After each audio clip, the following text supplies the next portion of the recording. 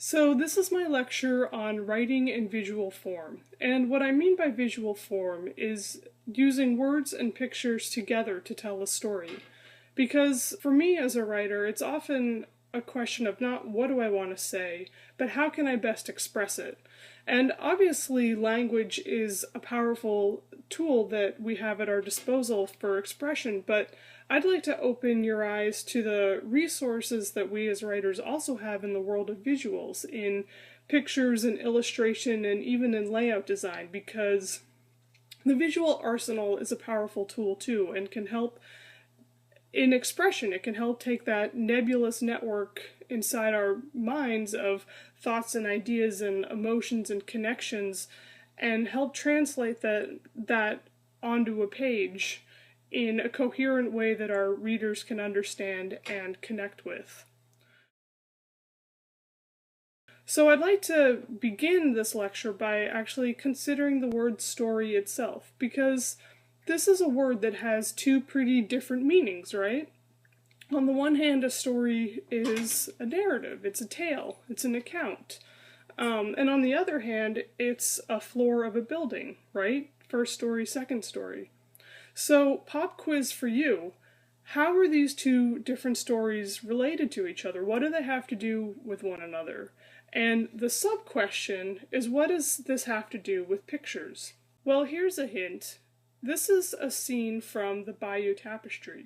What's the Bayeux Tapestry, I hear you cry? Well, that's a great question. The Bayeux Tapestry in Bayeux, France, is a work of art from the 1100s, and what it is a 230-foot long embroidery. It's embroidered in a series of panels, and these panels all tell the story of the Battle of Hastings, how William the Conqueror went over to England and defeated the Saxon King Harold. And why they commissioned this work of art and what they did with it in the 1100s is every year they would hang all 230 feet of this tapestry around the Bayeux Cathedral, and countrymen and peasants and people could come from all over and go into the Bayeux Cathedral, and they could look at the panel of pictures hanging in the wall in front of them, and they could learn the story of the Battle of Hastings, and in learning the story of the Battle of Hastings, they could learn the history of their rulers and leaders. And so the answer to my question is right there. Story, in both senses of the word, comes to us from the word history. Histories were accounts of events that happened. And often because people didn't read, history was depicted visually. So think stained glass windows in churches, and friezes and murals in Roman villas and houses, and works like the Bayeux Tapestry. So the word story, through history, traces back even farther and is actually rooted in a word that's Proto-Indo-European that means literally to see. So that's the first thing I would like you to remember as I go on in this lecture, is that story, at its heart, is grounded in the visual. The second thing I'd like you to think about as I talk about visual form is how words and pictures affect us differently, because our brains process them very differently. Language is abstract, right? It's conceptual and metaphorical in nature. Words are symbols, and they give rise to meaning, but the meaning is nuanced, and it's rooted in context, and our brains are constantly, thinking and parsing and making sense of these subtleties and nuances and complexities and all the things that make language so rich. It has to constantly sort of understand words at a cerebral level. Words make us think. Pictures, though, and visual images, on the other hand, we take in visual images at both a conscious and an unconscious level. So we can be aware of one part of a visual image, only focusing on one part, but our brain is taking it all in, even as we're unaware of it. In World War II, the British military employed these plane spotters who could accurately and efficiently distinguish between an Allied plane and a German plane. And when they were asked, what these differences were, how they could tell them so readily, they had no idea, but they could do it every time. Images come to us at an unconscious and unconscious level, so we can be taking something in even as we're not aware of it. Another way I think of this is words make us think, and then they can make us feel. Pictures make us feel, and then they can make us think. So when we think about using words and pictures together to tell a story, it isn't just about one medium supplementing the other. It's really about using both in balance and harmony and finding the strengths of each to help you tell your story and to elevate your work as a whole. And I hope what I mean by this will become clear as we look at some examples together. So I can't talk about writing in visual form without talking about Maus, because Maus is really one of the first examples of a visual form to break into the mainstream literary world and be accepted as serious literature, not just frivolous comics. And if you're not familiar with Maus, it's a graphic novel told in 2 volumes by Art Spiegelman. And it tells the story of Art Spiegelman's father's experience as a Polish Jew during World War II. And it's also the story of Spiegelman's relationship with his father. In visual form, pictures and layout can help give a work structure. In non-visual writing, you have the building blocks of sentences and paragraphs to build on one another and to give coherence and flow and unity to a work. In visual form, you have pictures and pages of pictures, and each picture has its own unity, and each page of pictures has its own unity. So you can think of individual pictures as being analogous to sentences, and pages of pictures as being a visual paragraph upon which you can build your story to give it structure. And I hope that what I mean by this will become clearer as we look at this example. We can see on this page how pictures can give structure and architecture to the narrative. What we have here is a bookending, okay? We have present-day Vladek bookending at the top here and at the bottom, stories from the past, okay? And these bookended panels are visually set apart from the other panels in the story. The top one is a little inset inside a larger picture, and the bottom one isn't bordered by anything. It stands out apart from the border of the 1940s story. So what we're doing is we're rocketing through time and back again, but visually we're grounded. We know where we are in time and place, even as we're simultaneously in different times and places. And now let's look at what he does with the other panels, the one that shows the scene from the 1940s. What was the genius of Ken Burns, the documentary filmmaker? He brought movement to photos. He gave us the slow drift in and the leisurely panning across. He gave us time to linger over the pictures, and he brought us in closer to them. Spiegelman does a similar thing in this picture, right? Here we have a family seated around a table that we're seeing through a window, okay? It's a wide angle establishing shot. And then look at what he does with the subsequent panels. Each window pane that shows a snippet of the family becomes its own panel. It becomes its own little mini story. He's drifting us in through the window and letting us linger on each little family unit that we see. And then he pans us around the table. So we have a slow drift in and we have a leisurely pan around the table. And what does this movement give us? It gives us intimacy. It takes this generic family of nameless entities and it brings us into them. And then let's look at what the text is doing.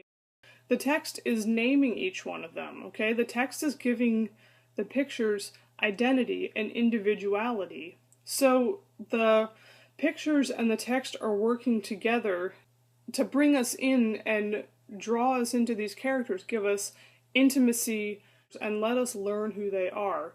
They connect us with these characters, and in connecting with them, we care. Pictures can be a way for us as writers to separate emotional movement from physical and chronological movement. On this page, Vladek looks through photographs from his wife's family while he talks with Art about the fates of his own family, of his brothers and sisters and parents. And visually, this page is set up to draw us down the page, and in so doing, it gives emotional movement a vertical direction. So our eye is immediately drawn towards the large image of Vladek because it's in the center of the page and it encompasses many panels.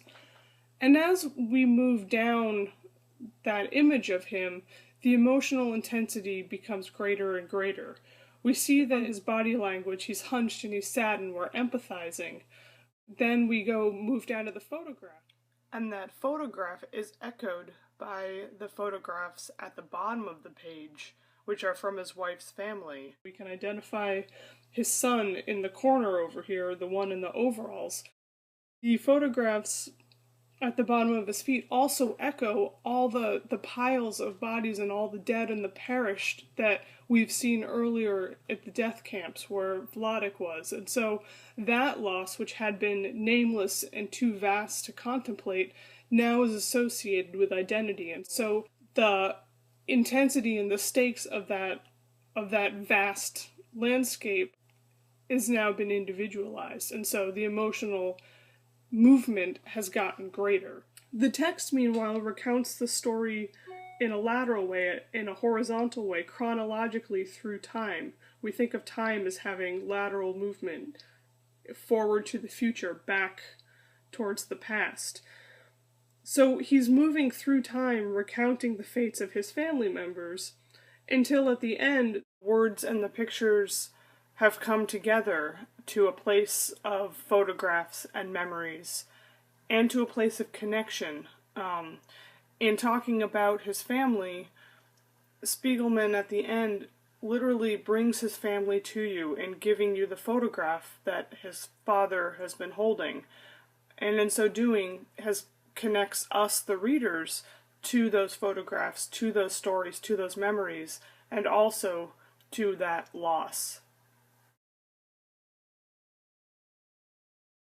I just want to take a small moment and talk about the vertical movement of emotion and why that's so powerful.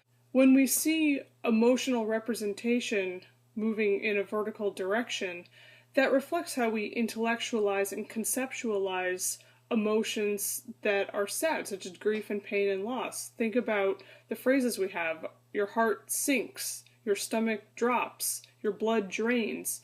Grief and loss are metaphorically heavy things. So this frame of understanding that sorrow and emotion and loss are heavy things that sink and that move downward is reflected visually on the page.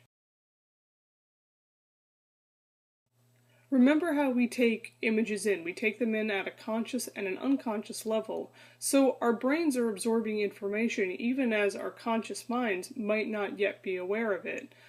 We feel before we think. Can you spot the swastika on this page?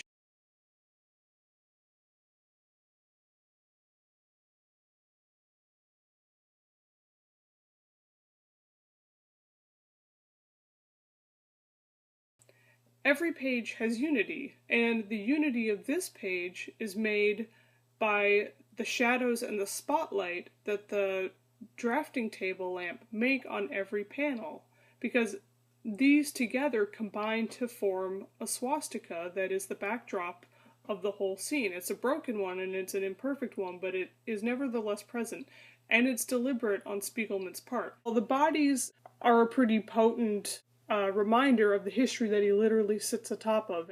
But the swastika in the background is almost a more powerful way that he conveys inability to escape his history, because it's insidious. And the insidiousness of the backdrop reflects the insidious spread of the ideas and attitudes of Nazism. So Spiegelman in this page shows how we can harness the power of the visual to echo thematic points throughout a story and have them hit the reader at a very visceral level. Now I'd like to move on and talk about the graphic poem Peck and Pock by Spalding's own Kathleen Driscoll. And as we look at this example, what is the immediate thing that strikes you about the visuals on this page as opposed to anything we saw in Mouse? Color, right? If visual images provide a conduit to our emotional brains, color takes the fast road there. Color is very closely connected and associated with emotion. So what color do we have here? Red, right? Well, how does that affect us as we encounter this page? Red is the color of love and lust and sex and passion, but it's also the color of danger and sacrifice. And it's hard to know which particular meaning it carries, but the color sets our emotional status on high alert. And it creates this level of tension inside us, even before we're consciously aware of it. We also notice that the red, it's not brilliant and shiny, it's dull and muted, and even these tonal qualities carry emotional weight. Muted tones against black shadows and gray foreground. This is kind of suspenseful because it's all a little ambiguous, and we don't like ambiguity. We feel before we think, and so we have this tension almost certainly before we've read the text, because the way the layout is designed, our eye has traveled down the previous page, and we're trained to read and go start at the top of the page and work our way down. And where's the text? It's at the bottom of the page, ensuring that our eye is going to travel up to the top and fall over the image and see the color before we encounter the words. And then we do see the text, and what does the text give us? It gives us rotting apples and bruised hearts, and so now the pictures and the words are unified. If the visuals in Peck and Pock are engaging our emotions with color, they're also engaging our emotions in layout design, because like we had in Mouse, here we also have a vertical movement building in emotional intensity.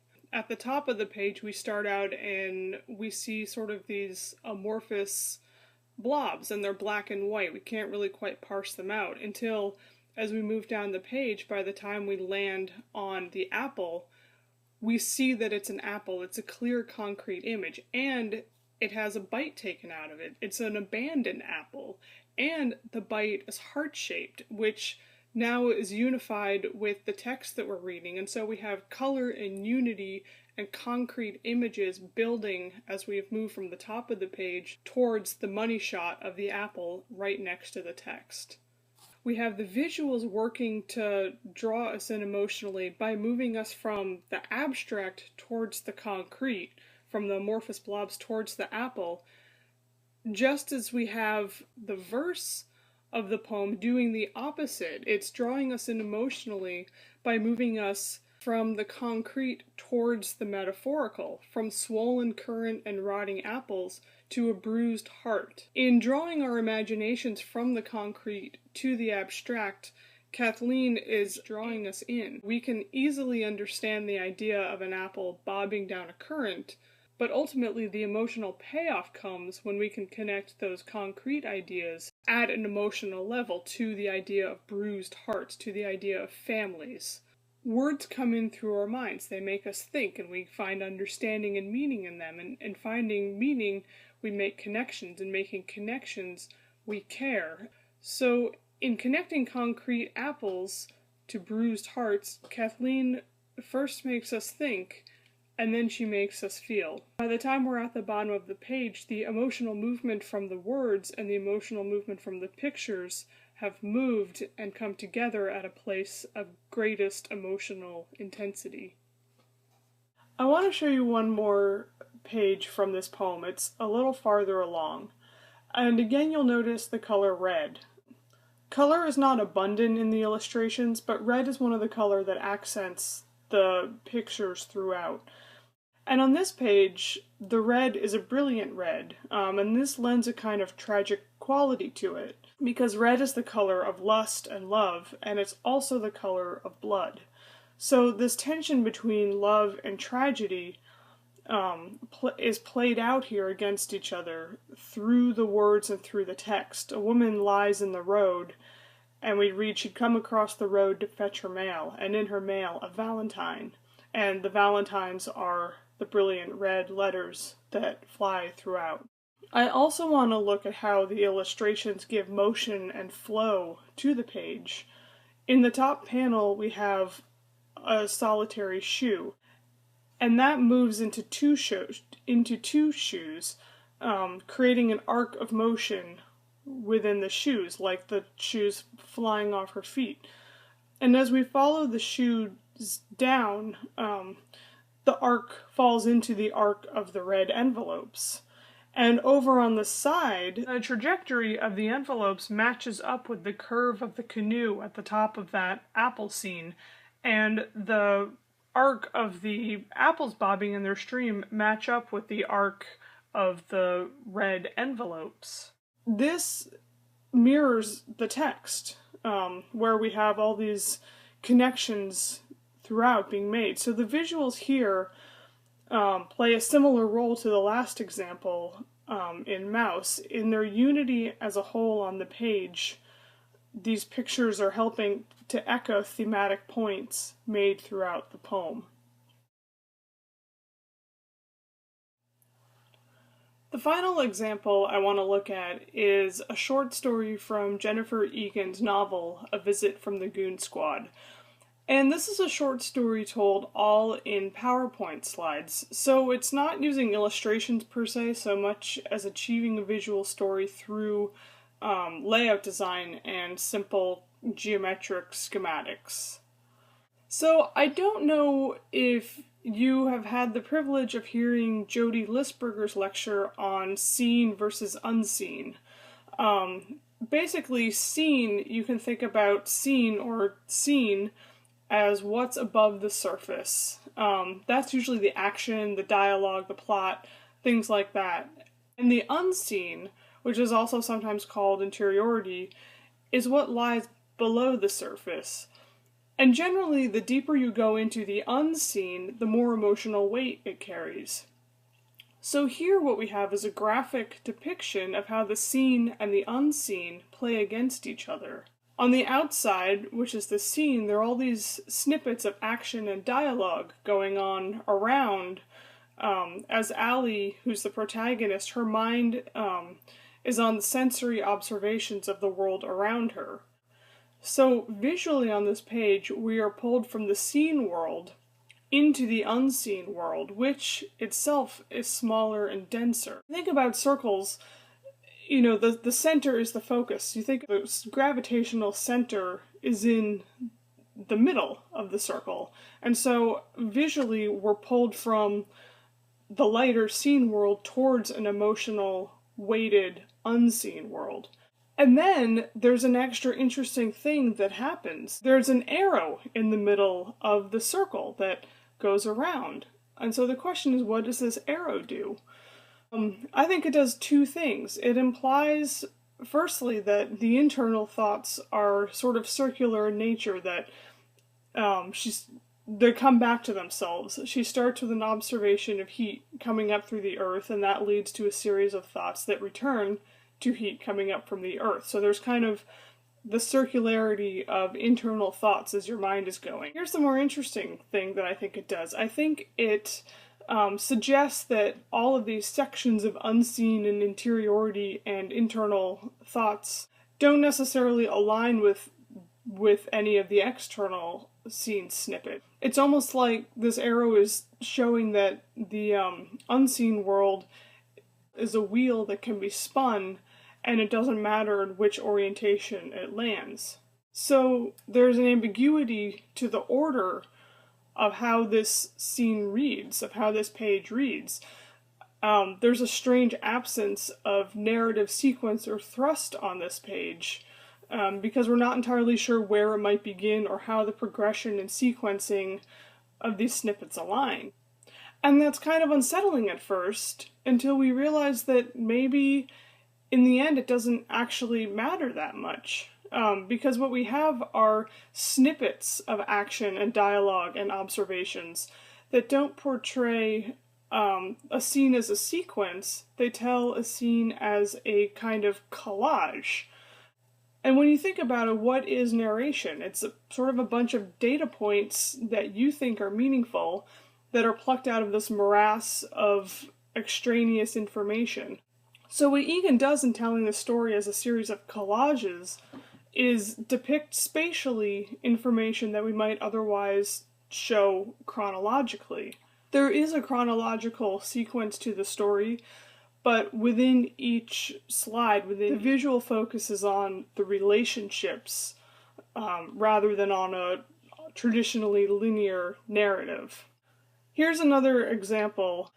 Like the other slide I showed you, we have this pull towards the unseen, so that where your eye naturally ends is on the most significant and punchy of all the ideas expressed on this page.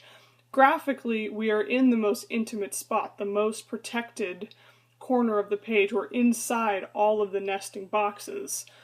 And it's too where the word collages and their relationships with one another have transcended the conscious thought and have given us a sense of connection. As we get to the bottom, the words no longer are making us think, they're pulling us in and making us feel. So that just about wraps us up time-wise, but getting back to what I was saying at the beginning of the lecture, stories have their heritage in the visual. And even if you never use a single graphic or picture or illustration in your writing, never ever ever, there is an aspect of visual form to any writing and to any story just by virtue of it being words put onto a page. Density of paragraphs and white space, runs of dialogue on a page, these are how your readers make intuitive judgments about your work before they've even read a word. So if you take nothing else away from this lecture, I hope that it might inspire you to be a little more aware of the visual power that your stories carry, because there is visual power in your stories, whether you're aware of it or not. But I hope that you also walk away from this lecture realizing that you as a writer have the power to communicate in a visual way. Like words and language, pictures and illustrations are there for the writer to use as well. And all of these tools help us communicate with our readers and help us to tell our stories. So I think that wraps us up time-wise. Does anybody have any questions? Okay, bye. Isn't it just like comic books? That's a good question, me from middle school. Often when we think about visual form, comics and comic books are what spring to mind. And sometimes comics can kind of delve from the black and white world of good and bad and explore the muddiness of humanity. Visual form in literature is, like any literature, about characterization and about the characters more than plot and action. My question is it serious literature? Well, pretentious me, that's a good question, and I would argue that yes. There's nothing inherently frivolous or light about an illustration or about drawings. It's simply another way to communicate. Yeah, I got a question. Is it publishable? Excellent question, starving student me. Publishers of literary journals and markets are starting to become more receptive to the idea. But like anything, it's got to be a good, compelling work. So just keep trying. This is more of a comment, really, I guess, than a question, but fight the man, subvert the paradigm. Art doesn't have natural boundaries and stuff, so do whatever makes people uncomfortable. That's art, man. Yeah. Well, punk me, I think you said it pretty well, so I'll leave you with this list of more resources you can check out if you're interested in learning more about visual form. Thanks again for listening.